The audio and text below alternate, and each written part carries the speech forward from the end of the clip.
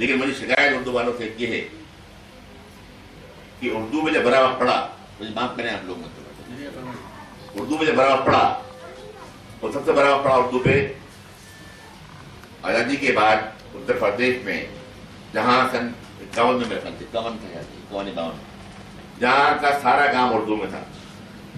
آپ جانتے ہیں اس بات کو. کورٹ لینگویج اردو، دفتر کی لینگویج اردو، آپ کے ضلعوں کے اندر اردو، لوکل گورنمنٹ کے اندر اردو، سارا کام صرف اردو میں ہو کرتا تھا پورا.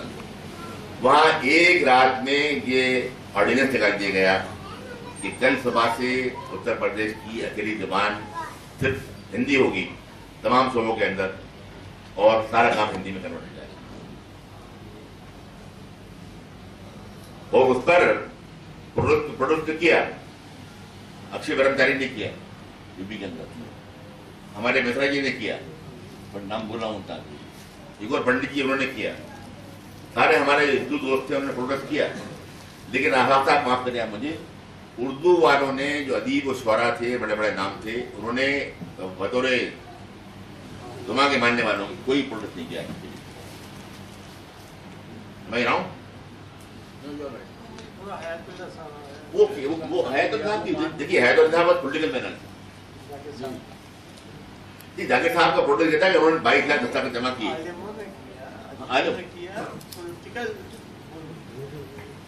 تو مہاراجہ تو حالات ایسے ہو گئے، لیکن اردو زبان سرکاری سپورٹ ملے یا نہ ملے، اردو زبان اس بلکہ مر نہیں سکتی، یہ بات مسلم ہے، ثبوت مل چکا ہے اس کا. اور سب سے بڑا ثبوت اس کا آج ممتا سنگھ یہاں موجود ہیں. یہ ہے کہ جب تک ایسے لوگ رہیں گے اردو زبان مر نہیں پائے گی، زندہ رہے گی.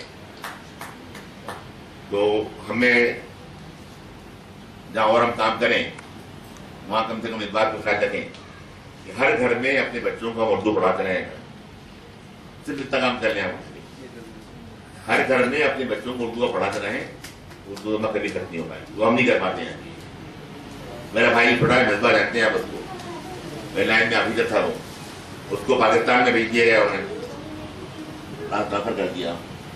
یہ لائن مانگی ہوتا ہے جب طرح کر اس کو بھیج دیا وہاں کو کنٹری میں منع کر پاکستان اور دبئی اور جاپان سب منع کرنا جانے لگا. وہ سب سے زیادہ اپوز کیا اس کی 2 بیٹے نے میں انہوں نے کیا کہ ہم نہیں جائیں گے پاکستان.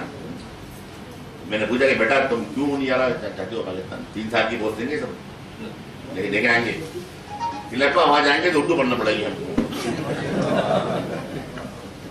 آپ شرم کی بات میرے لیے بتائیے. ایک دن میں ماؤنٹ سینٹ میری کا اسٹوڈنٹ تھا، ایک آرمی بڑے کے اسکول کا اسٹوڈنٹ تھا، اسکول سے لیکن میں اردو پڑھنا پڑے گی، ہمیں اردو آتی نہیں. وہ اتنا نہیں گیا بار بار. میرے اپنے جو بھانجے بھانجیاں دیکھتا ہوں میں آگے جاتے ہیں کانوینٹس کی کیمپین، انہیں اردو نہیں آتی ہے. تو یہ شرم کی بات میرے لیے ہے. تو اگر ہمارے جو پیرنٹس ہیں وہ صرف اتنا کر لیں. جی اب کھلی ہے، اب کھلی اچھی بات ہے، لیکن اس کے علاوہ اس سے نہیں ہوگا. اس سے الگ ہٹ کے بھی ہم لوگ اگر اردو پڑھانا شروع کریں، پرائیویٹ نہیں پڑھتا نہیں. ہاں تو اردو زندہ رہے گی. وہی آپ لوگوں نے بلایا، اتنی محبت دی، اتنے الفاظ کا استعمال کیا، اس کا مفتق میں نہیں ہوں. لیکن صرف ایک بات کہہ سکتا ہوں کہ اگر آپ کو بچوں کی امیدیں ہیں تو میں آپ کو مایوس نہیں کروں گا، تو دوہرا رہا ہوں. اور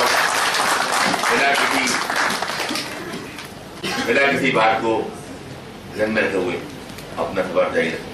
بہت شکریہ. عزت مآب علی جناب ڈاکٹر عزیز قریشی گورنر اتراکھنڈ کی حیات اور شخصیت پر یہ تقریب بھوپال میں منعقد کی گئی.